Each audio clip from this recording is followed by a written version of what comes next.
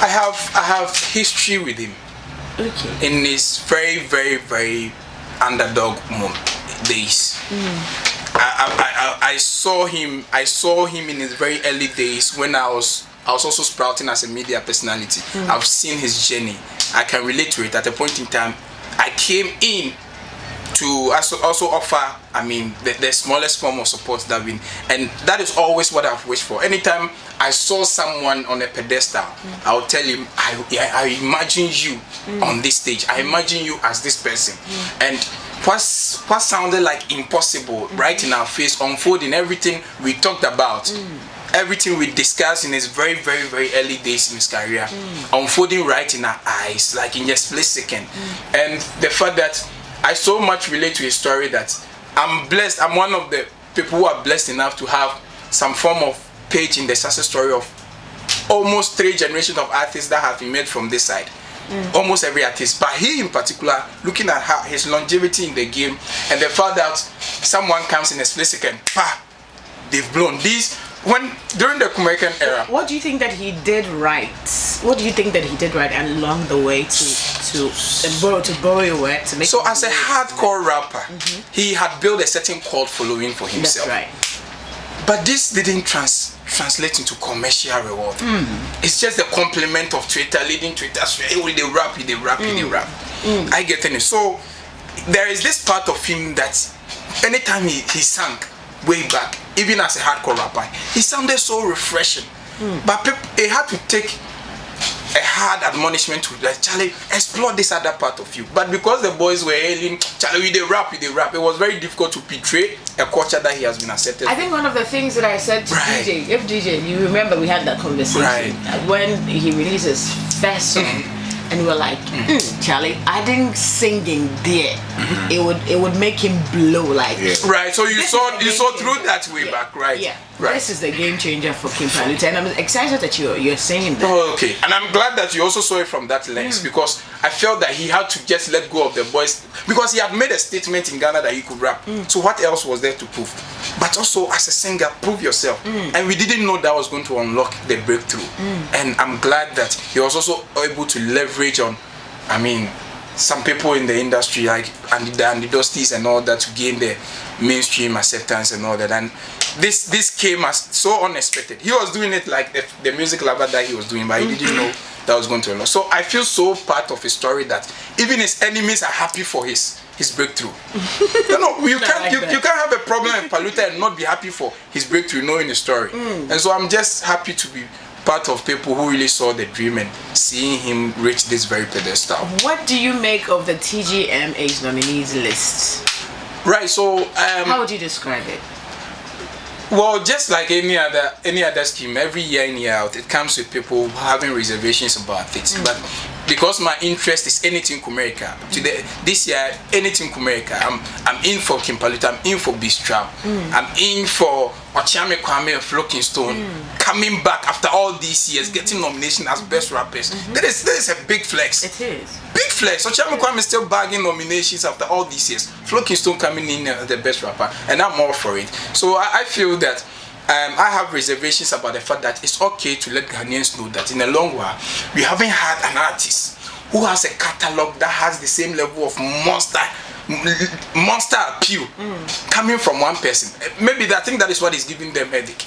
Because in a long while after Shatawale in 2017 having like more than 2 songs having the same level of appeal, I think Paluta is the next. So I've always said that this Tgma is maybe Shatawale coming back as Paluta to take what he thinks is rightfully his all this while.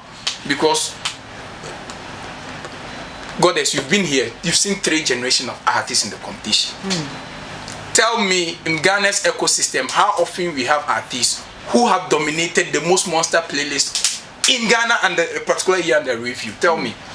People have released albums, some are fair hits, some are relative hits. That's right. Right? But we're talking about a monster hit on that level. And coming from one person who, you see, the year has 3 quarters. We have the first quarter of the year, the middle quarter, and the last quarter. For someone to have started from the beginning, the year, having the biggest chart-topping song, dominated January. even before that, he had the most popular featured verse in Ghana with Rafada. That was the biggest, most featured verse. This verse, what do we call it? Baby, I drew in life, no. Yeah, well before I said that in January, having his own song, and I said that was their number one song. Now you've taken us through the first quarter of the year. Let's see which artist is going to dominate. The same person comes and outdoes himself. He outdid his own self, unseated himself as the number one chart-topping song, to unseat himself to become number one with another project. How often does this happen? Takes us through. Maybe it's the Rihanna's and the Beyonce's that do that. You unseat your own self to become the number one artist, and you become the song. You become the poster boy of Ghana's electioneering calendar because of that song. Tell me, the appeal of that song alone in Ghana. There is no argument that it is undoubtedly the most popular song way before nomination announcement. This is something they have to customize for any of Paluta'S song with either Asida or Makoma. You think that the VGMA board has an issue with Paluta? Well, I don't think so, because that is the same scheme that gave him the best new artist. That's right. So I don't want to say that, but I'm saying that it is a big flex. Or maybe big new artists, they are comfortable with it. Yeah. New artists, for sugar reason. You know me like comparing. Okay, so let me rephrase. I don't want to believe that. I don't want to believe that, and I think people have also been open to the fact that they are seeing through something that they are not comfortable with, because it is a flex to his fans to know that we have an artist who have dominated the most popular category. That also gives him a certain level of appeal. So I mean, if you think it's a most popular song of the year, there's category definition. The guy has more than even 2 songs that qualifies for the same category. If it's 3, let his fans decide which song they want to choose for the most popular song and do your job. So I feel that is where we have a petition with, and then I think they've petitioned that, and we are also waiting for. Are you waiting forward? Are you looking forward to a response from the petition? Certainly, we owe it to music enthusiasts. We owe it to the fans of Paluta. We owe it to people who have believed in his journey. That sometimes the artist himself is not interested. Do you see that the board will respond? Then see, so if you look at if you peruse the letter, we gave them all the acknowledgement that we believe in their competence.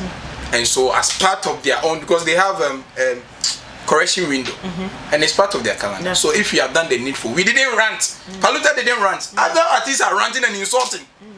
We did the needful. We did what is diplomatic. So we are expecting the same energy and respect that we gave them.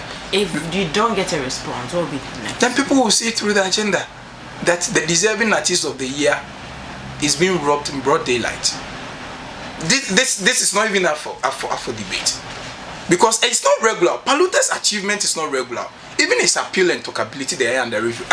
Queen, you ever see artists where the gospel fraternity are debating on him whether to accept him in their world because he has a song that resonates with them so much that now the Catholic Church had to release a communique in connection with that song and even suspend a Catholic pastor, a priest in connection with that. You have to have a certain level of appeal to even engineer that kind of conversation. Every song he releases comes with its own edict. But I have DJ knows I have a big problem with some part of the lyrics of right. Song. So that is also another for debate. But lyrics of song, especially with a certain age bracket. Yes. So what it is that okay. But the truth is that he didn't release a song for awards consideration. No, I mean he didn't release a song for younger children. Yes. So which of them? The Makoma. Yes. So okay. So.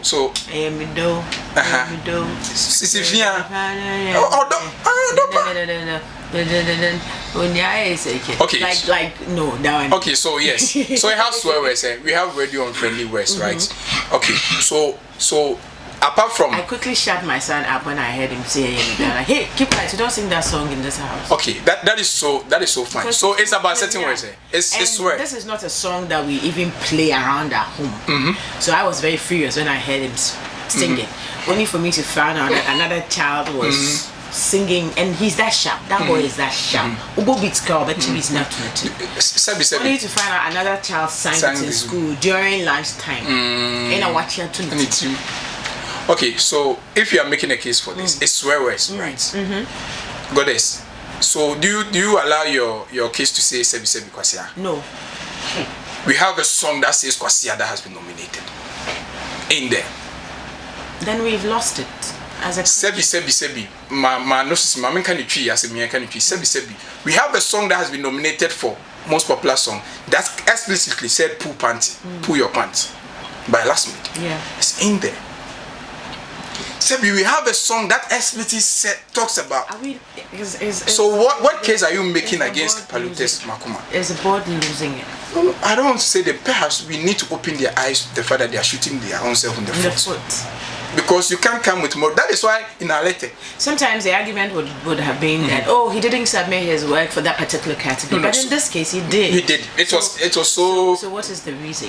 You know, I have been an academy member before. Right. Yeah. Right. In the past. Right. Yeah. Right. Yes, of course. You should. It wouldn't come to me as news. So I wish you were still in. No, it's here the baby. I said no. It's not about.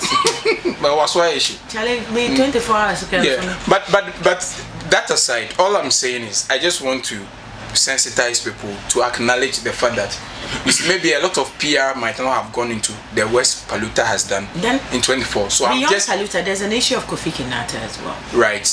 So who is so obvious, just like Paluta'S. So what is wrong? Okay, so that is why I'm asking questions. You know, if we want to go by their category definition, and what even qualifies you first to be enrolled in the Artist of the Year, you need to have a monster hit first. That's right. People out there believe that you don't need to have an album. Yes, it's not compulsory album. It's not compulsory. The album is additional. That's right. But have that song. Hit song.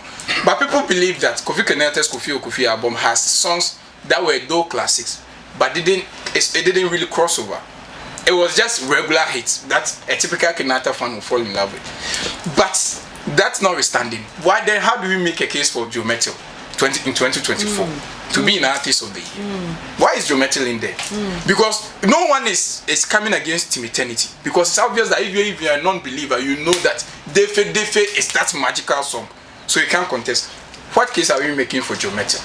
But he's in there. So now we've seen people coming out to run that. What contract that Joe Metal has with the Artist of the Year category? Because a lot of people are asking questions. He doesn't have any contract with the Artist of the Year category. So why is he in there? Because on the same base that we want to justify for Joe Metal in there, then Kofi Kinata is ideal. That's right. Same as Kim Paluta'S. I get it. Can we be fair with our award scheme as a people? I feel that sometimes the award scheme creates advantage for people with top of mind awareness. There is no way. But you cannot say Kim Paluta'S is not top of mind. No. No, top as in the fan base, people with that fan base, like the Stone Shatter. If you are going in any scheme, and even deservedly, you think the other person deserves. When we have that popularity base 40%, that's public are supposed to be. You can't outweigh Sack Nation in voting. You can't outweigh Beam Nation or whatever. So sometimes that is where you have to come in and say, some of the decision we have to have a board who can be straight with it and say, Charlie, that is it. So are you one of those people who believe that maybe we should dissolve the board? We've had this board work for a very long time. The Niaite, Hammond, Teresa Ayoade, and the likes. I can go on and on with the names. You think that, I don't know if how do you call it? My good friend George Quay is still part of it. No, now he's no more. Yes, no more. He resigned. So can we reshuffle the board and see if there'll be new ideas, ingenuity? You know, like music. Because this is a national award. Music evolve. Now there's also another debate on whether Makoma